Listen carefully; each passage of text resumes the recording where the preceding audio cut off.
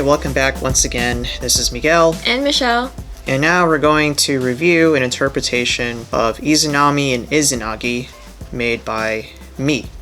So, without further ado, let's get down to it and look at how different mine is. The way I drew Izanami and Izanagi is very typical action-packed, video game-esque, fantasy kind of interpretation. With me, I focused a lot with trying to combine like traditional Japanese stuff with like my own creative liberty. With Izanami, I was kind of debating whether to give her like this dark sort of underworld interpretation, because that's what happens with her, and it's also a very popular story among the other stories that she went to the underworld. But I really want to keep it contrasting, like what makes her look visually different from Izanagi color-wise.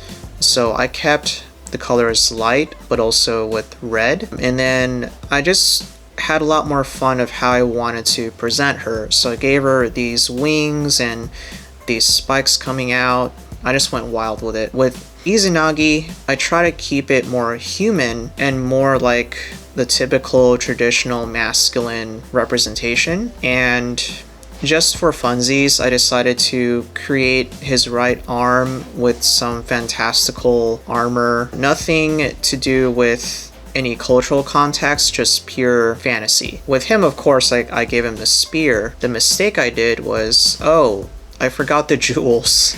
So I just decided to just finish it off and just give him a spear, because I'm already delving deep into the fantastical aspect.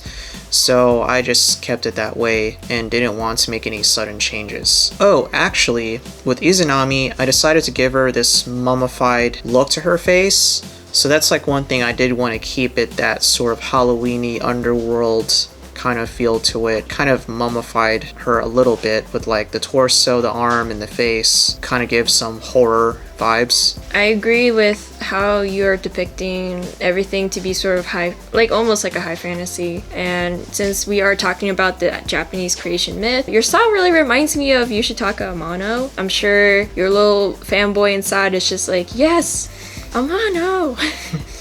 I see it a lot. If you're not familiar, he's a concept artist for Square Enix. Yeah, Square Enix. Yeah, and if you ever played Final Fantasy, there's usually those like the title, but there's like art around it. That's Yoshitaka Amano's work, and his stuff is usually very like a lot more gestural, a lot of fluid line work, and I see that here in Miguel's work. And I find it interesting that it shows a lot in your work, and that's something to be ashamed of when you are inspired by an artist and obviously you pick up certain elements of that style but you make it your own. I kind of like the contrast. I know like you made Izanami supposedly more Halloween-y, but she comes out more light than Izanagi, so that's kind of an interesting, almost like a yin-yang type thing, you know? Yeah, you could say that. Yep. Yeah, it's like a whole different interpretation of the Izanagi. Definitely more edgy for sure compared to my kid-friendly design. This is super cool. I really like what you designed here. You could look at it as a timeline. So like Michelle's interpretation is them as kids, and then they grew up to be like this. Dark and emo. Yeah. Like what happened?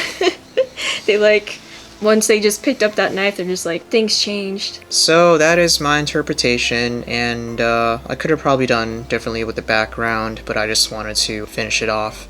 But besides that, let me know what you think of my interpretation of their designs here. Do you find it too edgy, too fantastical, or just right? I don't know, maybe give Izanagi a shirt. I don't know. I just wanted to keep him half naked. That's just me. You tried to color in him, didn't you? Anywho, let us know in the comments below, and we'll see you next time on the next interpretation. Bye!